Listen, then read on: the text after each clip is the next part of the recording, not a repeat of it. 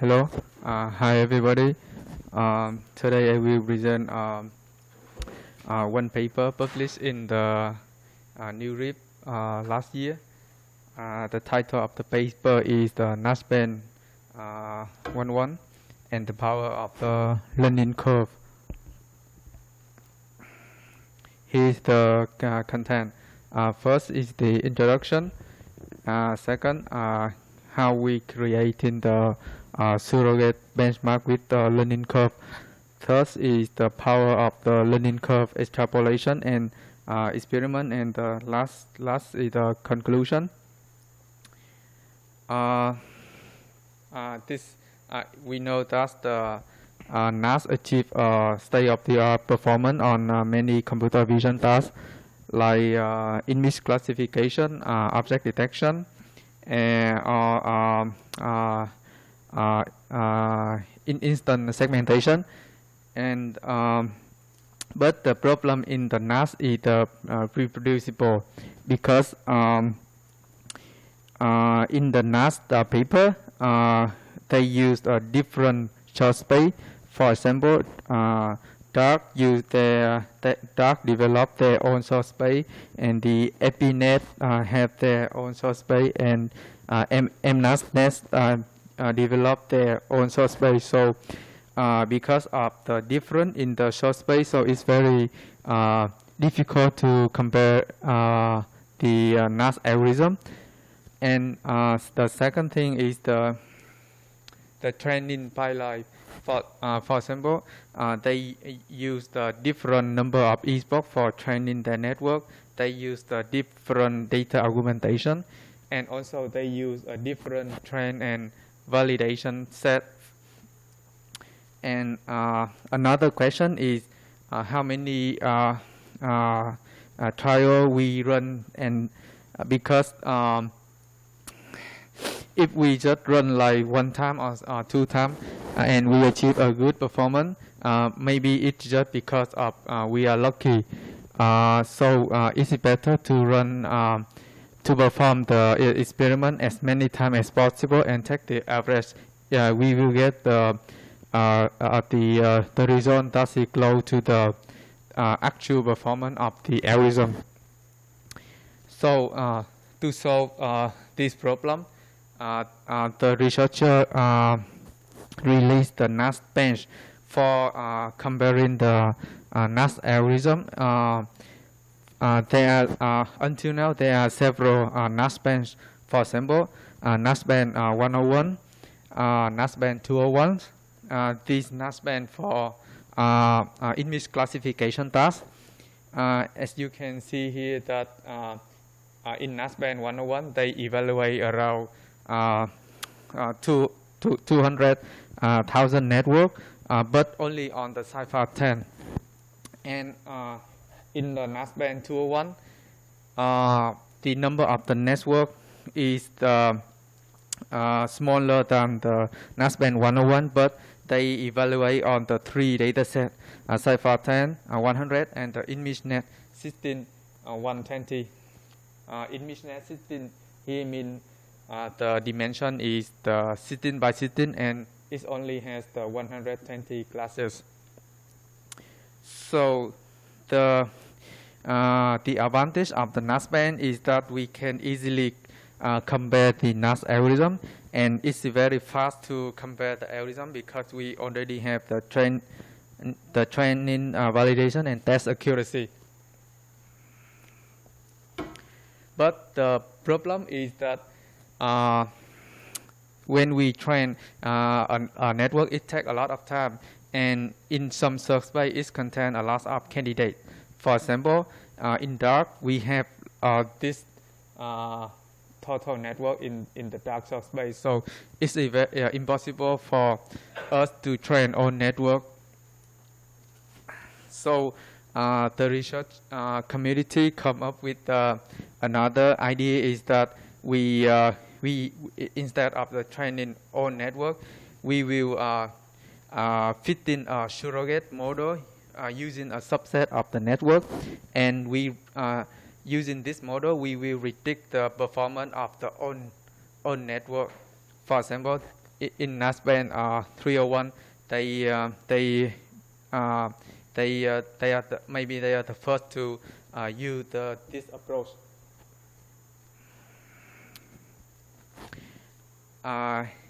In the NAS-Bench, which information we can obtain from the NAS-Bench?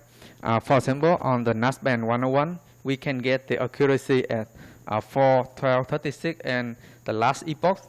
And on NAS-Bench 201, we can get the accuracy at 12 and 200 epoch. But additionally, we can get the learning curve at every epoch on the NAS-Bench 201. So why do we need accuracy at the earlier epoch, like 4 or 12? Is it because some NAS algorithms do not perform the full training? We will get the validation accuracy as the epoch 4 or 12 here to as a feedback for the NAS algorithm. And additionally, some algorithm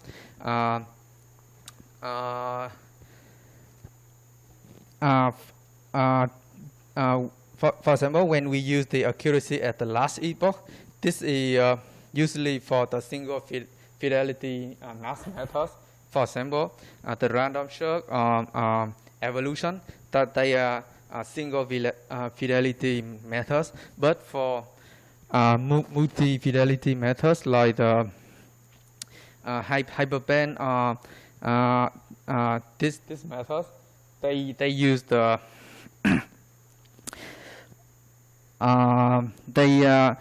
instead of using the accuracy at the last epoch, we use the accuracy at the earlier epoch for faster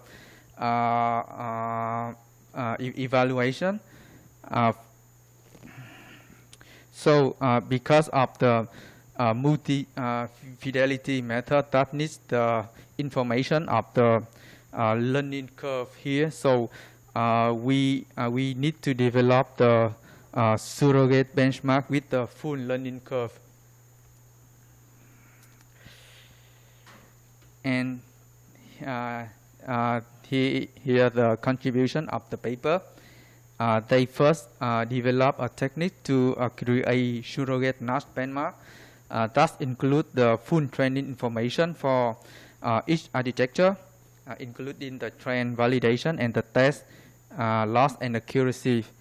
And second, they apply their techniques to create the NAS-Bench 111, 311, and the NAS-Bench NLP 11. And the last contribution is they present a framework for converting a single fidelity NAS algorithm into multi-fidelity NAS algorithm using the learning curve extrapolation. Here's the overview of the existing NAS benchmarks.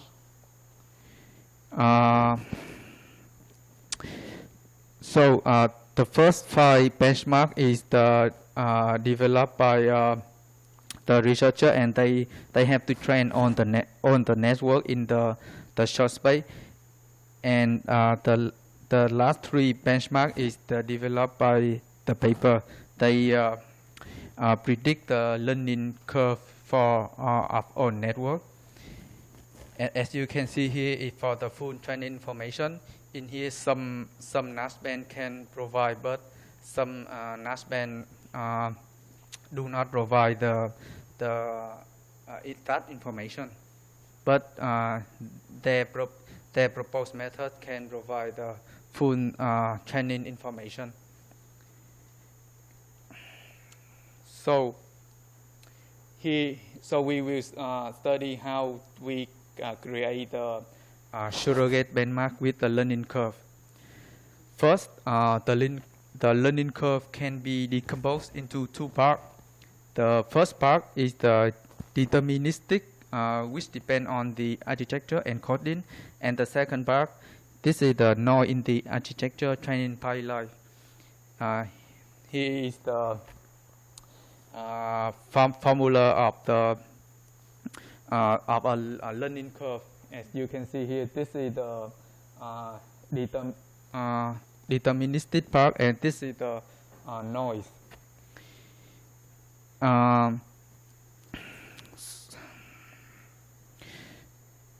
So you can see here the X here is the architecture encoding, and the Y here is the learning curve of the validation accuracy for Emax epochs, and the noise here come from some noise distribution with the expectation of 0 for all epochs. So our goal is to we will train a model to predict the deterministic part here, and we add a noise model to simulate the random draw from the noise distribution. In practice, the deterministic here can be estimated by averaging the large set of the learning curve produced by training an architecture with the different random seeds. Actually, this is the for one network. No, Professor, I don't think it's a scalar value. Actually, this equation I got from the paper, but in the later, as you can see here, this is the learning curve, and we will predict the value for all epoch here. So it's not a scalar.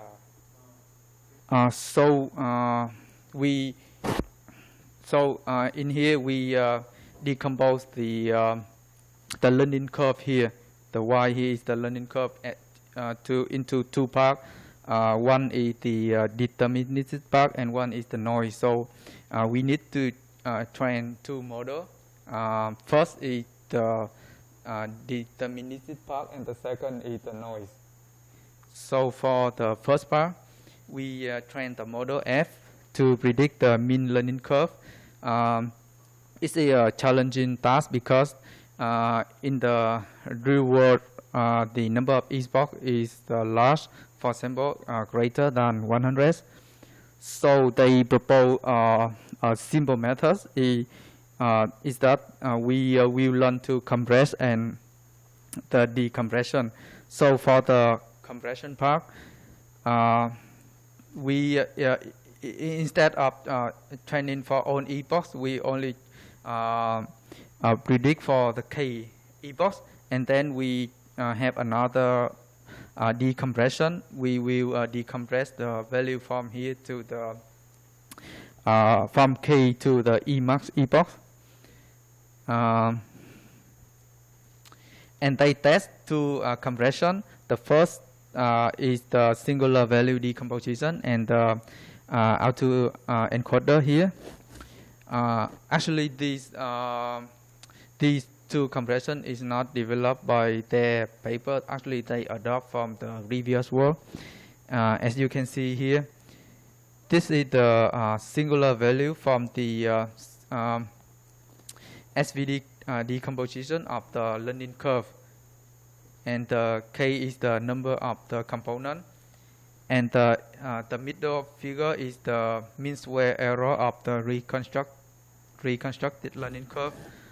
And we find that the 6 with the K is 6 is the closest to the true mean learning curve.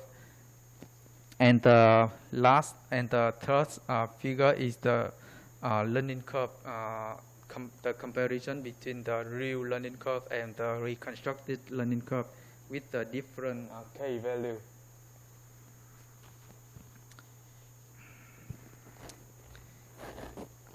And so when we have the deterministic part, the second part is to the noise model. This is the simple noise, adding the noise to the model here. Actually, this is the it's not difficult because this is just a residual formulation. This is the actual, and this is the predicted. and they assume that the noise comes from the isotropic Gaussian distribution. In this assumption, they have made two assumptions. The first is the noise distribution is the same for all networks, and the second assumption is that the noise in the small window are independent and identical distribution.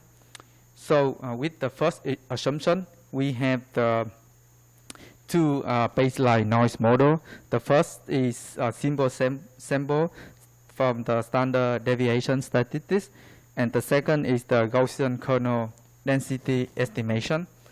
And for the second assumption, we have one noise model.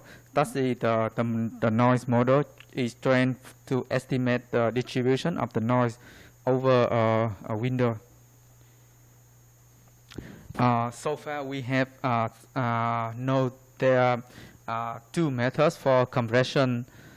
Compress the learning curve from the max epoch to smaller value k.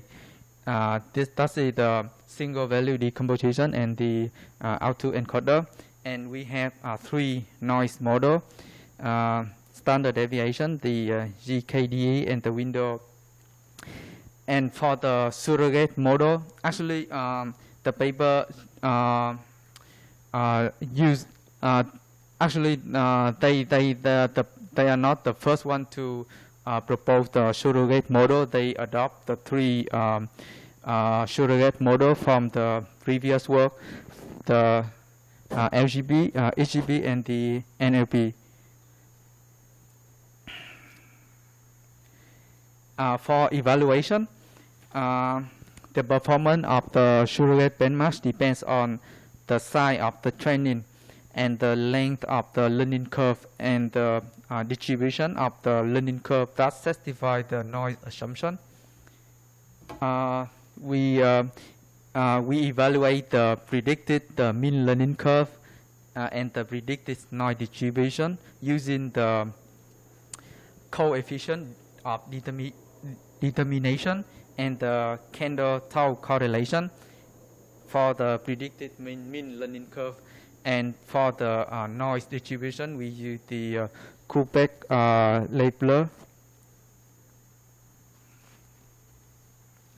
So using the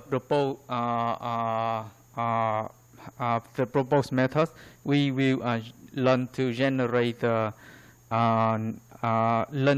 full information of the learning curve on the NAS-Bench 101, 201, 301, and the NLP.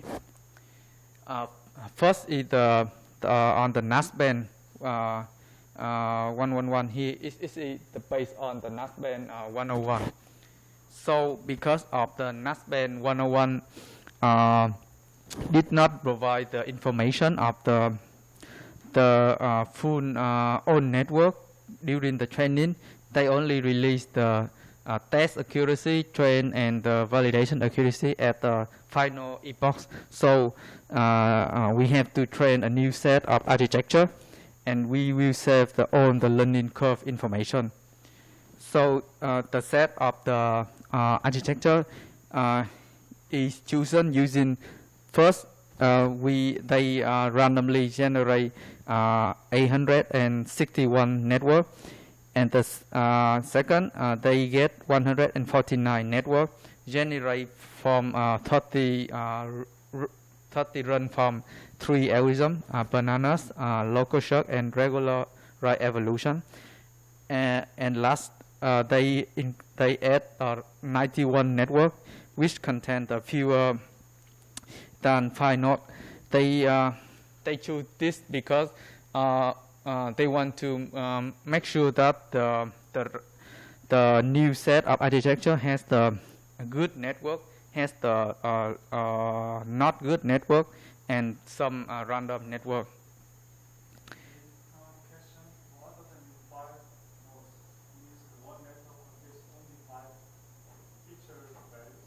No. 5 nodes here mean actually in the NAS-Bench 101, you know the node, they connect the node. So some network has yeah. Some network has the cell, and the cell has more than 5 nodes. Some network has less than 5 nodes. So this is the way they selecting the set of candidates, and then they train.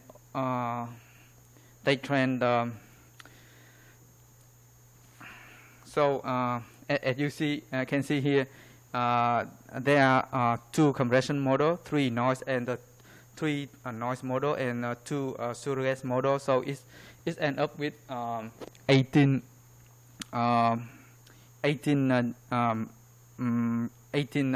method to generate the learning curve. So they find that the singular value decomposition, RGB, and the window with SVD, RGB, and the GKDE perform the best. Here is the comparison. So you can see here, this is the NAS-Bench-x11. They report the correlation and the KL and the R here at the average of the own value in the learning curve at the final epochs. Actually, this is the way how they generate the NAS-Bench-x11. So similarly for the 201 and the 201 and 301 and the NLP, they do the similar thing. So we know that how can we generate the learning curve. So now we will move on to another part. That is the power of the learning curve extrapolation. So first, single fidelity algorithm for this NAS methods, they will choose an architecture based on the history, which is trained to the Emacs epoch. But there are some improvement of the fidelity algorithm. For example, they instead of output a single network, we can output several networks at a time. For example, the local search, they in the local search algorithm, they output several networks, not just a single network. And here you can see the single fidelity algorithm. We just first initialize the history of the candidate. First, we generate the candidates. Actually, it depends on the algorithm. For example, evolution, they will perform the mutation or something. So when we get the architecture, we will train the network until we get the we train the network for the until converge, and lastly we update the network to the history, and we repeat the process. And the last the final step is we will return the architecture with the highest accuracy. So this is the conventional NAS algorithm with the single fidelity algorithm, but instead of the training the network to the Emacs epochs, we will train for fewer epochs, and we use the learning curve extrapolation to predict the full learning curve.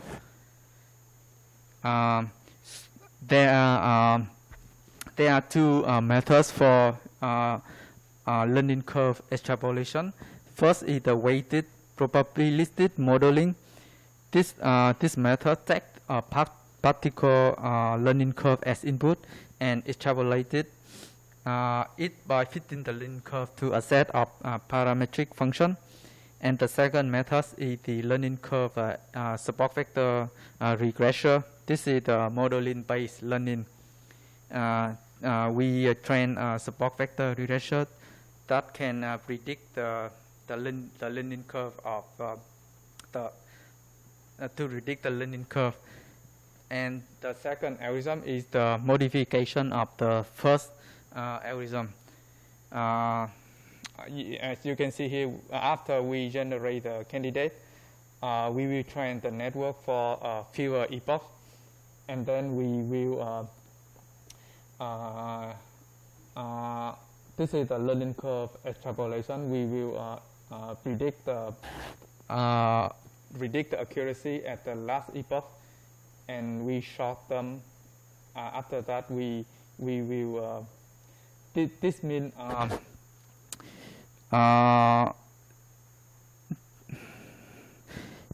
they first train for a few epochs, and then they will use the learning curve extrapolation to predict the accuracy at the last epoch of several architecture, and then they will pick the top end architecture, and then they will train the top end network until we reach the Emax epoch, and then we update the history. Using this one, we can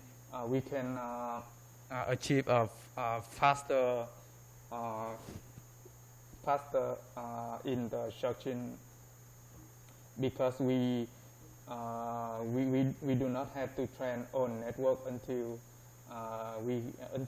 we get the until converse, but just a few epochs. And this is the experiment. They benchmark the single fidelity and the multi-fidelity NAS algorithm. For the single fidelity, we have the random shot, local shot, regularized evolution, and the bananas. For multi-fidelity, we have hyperband, Bayesian optimization, hyperband. Actually, these multi-fidelity algorithm here are mostly used for hyperparameter optimization. And we have the 6 new multi-fidelity. We use the bananas, local shot, and the regularized evolution with the weighted WPM and the learning curve support vector regression. In the experimental setup, we run the algorithm for the total one clock for equal to 500 iteration of single fidelity algorithm for the NAS-Bench-x11 and the 311, and 100 iteration for 201 and the NLP. Here's the result. First is the bananas in the green here, and the bananas with the SVR. As you can see that using the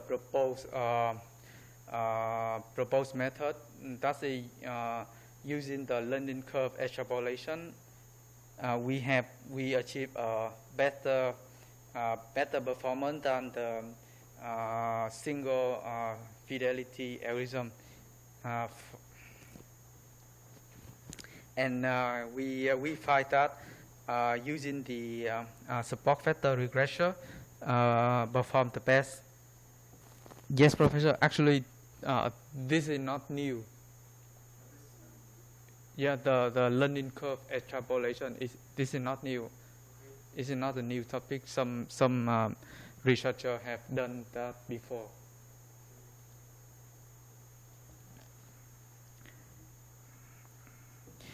That's why I list here on these methods. For example, the compression methods like single value decomposition and the auto encoder. These two methods developed before, and is it not the author of these two methods do not develop this algorithm for this task but for other tasks. And for the surrogate model, we have 3 models here, and this model for other tasks. The final is the conclusion. They released the 3 benchmarks with the full learning curve on the train validation and the test sets, and they demonstrate the power of the learning curve extrapolation. Thank you. Yeah, last year. That actually, that one contribution is here. This is the single fidelity algorithm, and they improve it by instead of training for until converse, we train for with the shorter epochs, and then we predict the test accuracy, validation accuracy at the last epoch. That's the just a small modification. Yeah. How about the efficiency? No.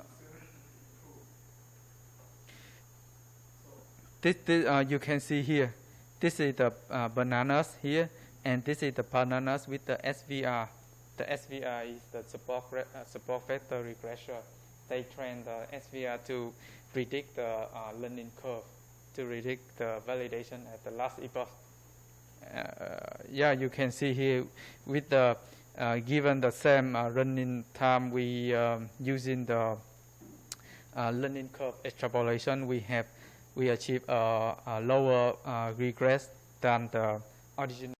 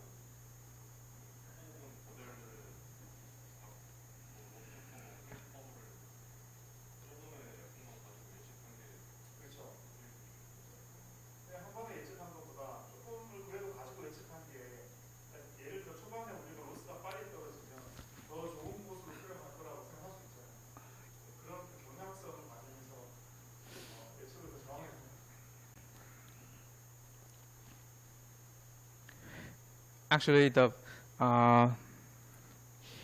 because I do the NAS, so NAS-band is important, and the NAS-band with the learning curve, they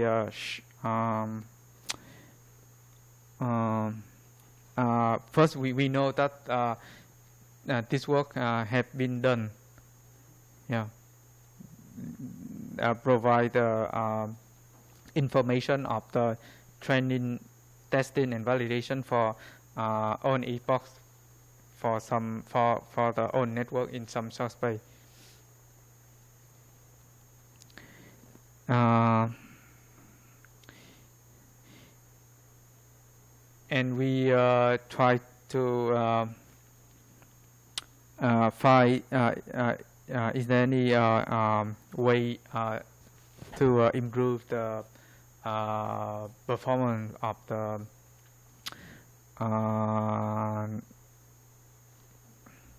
for example, here we there are like these two compression methods, 3 noise model and 3 surrogate model.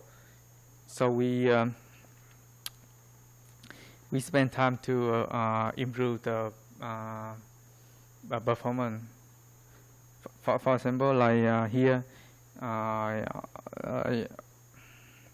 they said that this combination perform the best. So how about find other methods to improve the correlation here. Actually, even we just train a few layers, but it takes a lot of time when we train on the own network in some short space. For example, here in the NAS-Bench-x11 we have around 15,000. Yeah. Or for example, NAS-Bench-x11 we have more than 400,000 network.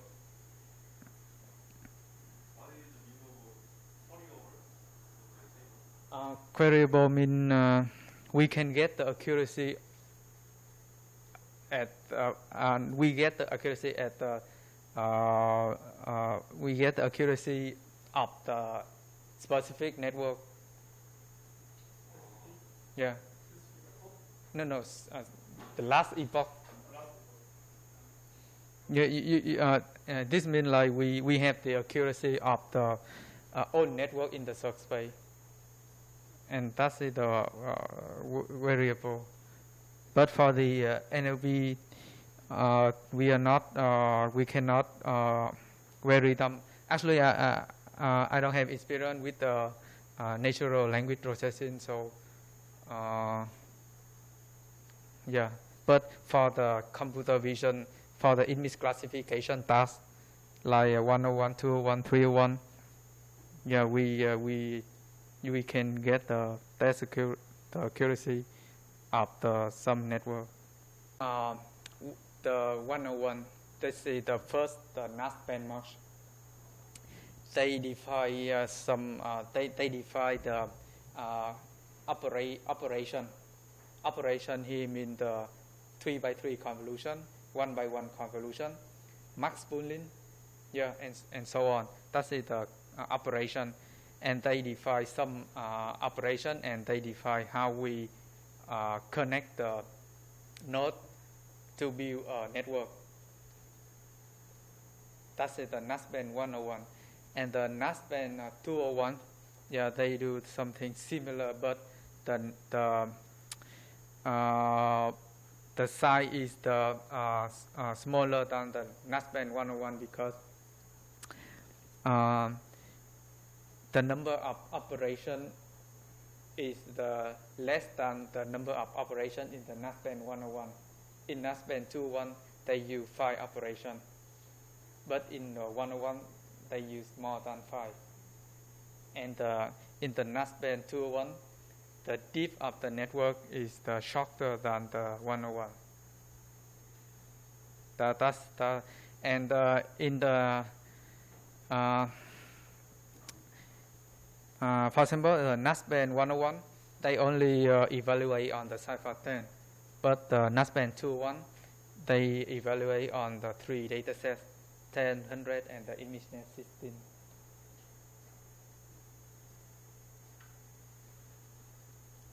And actually, there, when you read the implementation, they are different. Although they are called NAS-Bench, but the short space is different. The training and validation and the test set different between the 101 and 201. And also the number of epochs are different. Okay, this is the NAS-Bench-x11.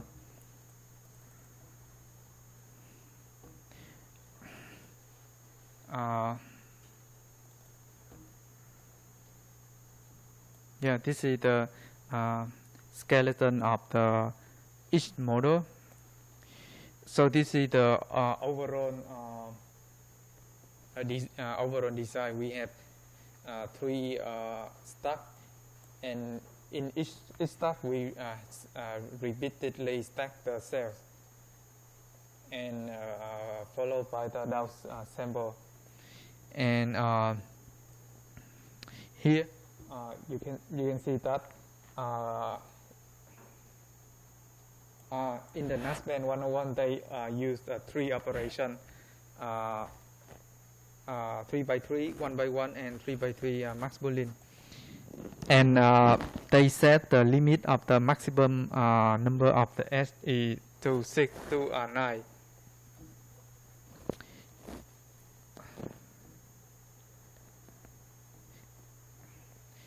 And on the NAS-Bench-x201, this is the 5 operation used in the NAS-Bench-x201, and this is the overall skeleton of the network. We still stack the cell for 5 times, followed by the residual block. And this is how we construct a cell. For example, this cell we can create a network. For example, from this node to this node, this is the 3 by 3 average Boolean. And we can replace this one with another operation, like for example this one. This is the 1 by 1 convolution. So similarly for other nodes, for example this node, this takes the input from the previous node. From this one is the input node, and from the previous node here. And this is the last node. It takes the input of 3 nodes, the 1 input node and the 2 intermediate nodes.